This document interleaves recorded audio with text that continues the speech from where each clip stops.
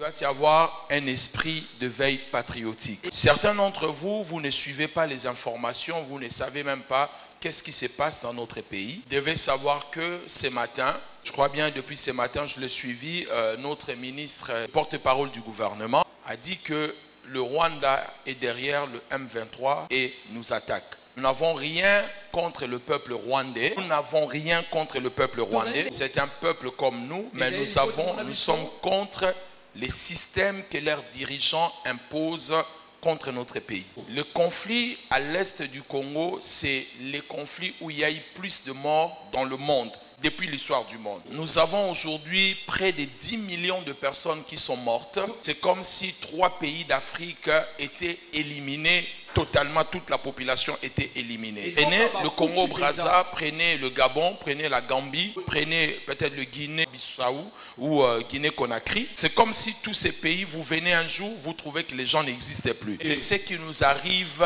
depuis 1997. Et nous ne comprenons rien du tout. On nous a dit encore ce matin, les rebelles, on ne les appelle plus des rebelles, parce que la rébellion, c'est la création des autres. Et quand on n'est pas d'accord à un système, on peut se rebeller, mais quand il y a un autre pays qui vous attaque derrière une forme de rébellion, ça devient une agression contre votre pays. Frères et sœurs, peut-être pour vous, ça n'a pas d'importance, mais vous devez savoir que vous n'avez qu'un seul pays. Vous n'avez pas 2 pays. Ça, c'est le pays que Dieu vous a donné, le pays de vos ancêtres. Tu peux être naturalisé belge, français, anglais, américain, peu importe, mais ici, c'est là où il y a ton cordon, c'est là où Dieu vous a donné comme héritage. Ça doit vous déranger si votre pays est attaqué et s'il y a des gens qui sont en train de mourir. Ce que vous ne savez pas, il y a un grand complot contre notre pays. Je ne m'occupe pas de la politique, je ne soutiens pas un parti politique, ni un leader politique, mais je suis un nationaliste qui parle de son pays. Il y a un complot qui ne dit pas son nom contre notre pays. Et il faut suivre des informations pour comprendre ce qui nous arrive. Vous devez savoir que depuis un moment, l'Angleterre est en train de pratiquement, je crois, voter une loi. Tous les réfugiés, les gens qui demanderont asile en Angleterre, seront dirigés au Rwanda. Ça veut dire vous partez en Angleterre, vous demandez l'asile, on vous renvoie au Rwanda. Et quand vous allez partir au Rwanda, ils vont prendre que des hommes, pas des femmes, pas des enfants. Mais entre les 2 parties, quels sont les gens à protéger entre les femmes et les enfants et les hommes? Pourquoi Rwanda doit seulement accepter des hommes? Tous les réfugiés, où que tu viens de Pakistan, tu viens de je ne sais pas moi d'où, tu demandes l'asile en Angleterre, on te renvoie vivre au Rwanda. Et l'Angleterre va payer là-bas l'hôpital, ta vie, tout ça, mais tu vis là-bas au Rwanda que des hommes. Alors que le Rwanda est en train de chercher depuis longtemps à revoir la frontière du Congo ou au niveau de la frontière internationale parce qu'ils estiment que leur pays est petit et il n'y a pas assez d'espace. Comment un pays qui n'a pas assez d'espace, on va prendre des gens qui vont demander l'asile pour aller vivre là-bas. Donc quand ces gens iront habiter au Rwanda, tous ces réfugiés-là, à un moment le Rwanda sera rempli. On nous forcera qu'on leur trouve de l'espace chez nous. C'est ainsi que nous serons infiltrés et notre pays, une partie du moins de notre pays, risque de partir. Et tout cela, vous qui êtes ici des jeunes, vous ne venez que prier sans pour autant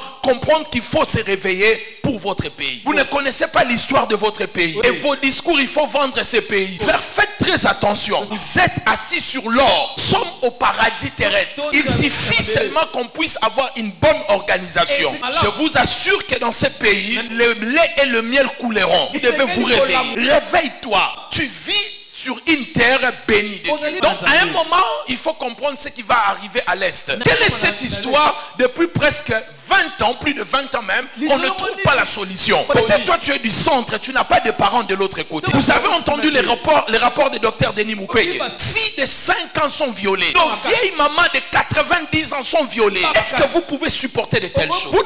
Vous passez le temps seulement à prier, Dieu va agir. Dieu agira à travers nous. Il est temps que nous prenions conscience de notre pays. Je ne fais pas de la politique, mais je suis en train de vous réveiller. Vous n'aurez pas un autre endroit où vous aurez la paix comme chez vous. Il y a un adage qui dit on est mieux que chez soi. Et c'est ici votre terre, votre héritage que Dieu vous a donné. Nous n'avons pas demandé la richesse à Dieu. Il nous les a donnés pour que nous arrivions à profiter de cela. Les étrangers, nous les aimons bien et ils doivent vivre tranquillement, mais ne pas nous déranger. Donc, ils cherchent à balkaniser notre pays, à détruire notre pays. Quand ils attaquent de ce côté-là, les populations vont fuir et ils vont prendre la place. Moi, je pense que le président de la République, s'il peut écouter cette vidéo, nous devons faire quelque chose pour l'Est du Congo. Et très bientôt, je lance cela de manière officielle. Nous le ferons s'il faut donner un effort de guerre. Même notre église va cotiser. On va demander à toutes les églises même de mettre $1 par fidèle. Nous devons soutenir notre armée et protéger nos territoires. Ah oui.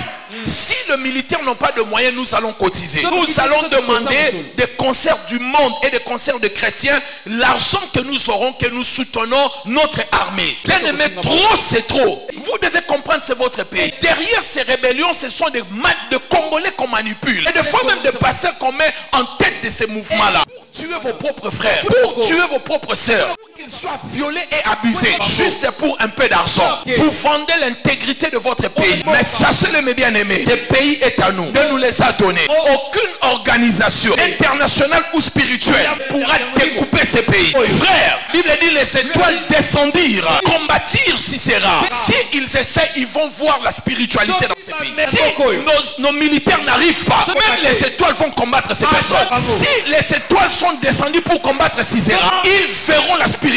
Ils verront des choses qui vont arriver. Le pays ne sera pas divisé, il ne sera pas aussi pris. Nous devons faire tout pour notre pays. Si le président de la République peut d'abord fermer la frontière, appeler notre ambassadeur, il rentre ici et puis convoquer l'ambassadeur du Rwanda. Parce qu'ils doivent aussi comprendre qu'il y a des hommes qui portent des pantalons au Congo. Trop c'est trop. Un petit pays peut jouer avec un grand pays comme le nôtre. Et depuis presque plus de 20 ans, nous ne faisons que perdre des gens. Jeunes filles, jeunes hommes, Congolais, réveillez-vous. Pays en train de partir, vous dansez encore les nombres. Pays en train de partir, vous passez le temps à boire. À un moment, vous risquez de ne plus avoir de terre. Il faut savoir que de ces côtés-là, les étrangers sont en train d'acheter. Et ils créent des guerres pour refouler, en fait, chasser les autochtones. Laisser les étrangers prendre la possession de ce coin. Quand ils deviendront un peuple dominant, quand ils achèteront plus de terre, qu'est-ce que vous allez dire? Ça devient leur pays, leur terre. Et sachez-le que le projet de créer la République de Kivu date de longtemps, à cause de sa richesse, à cause du climat, à cause de la beauté de ces coins-là.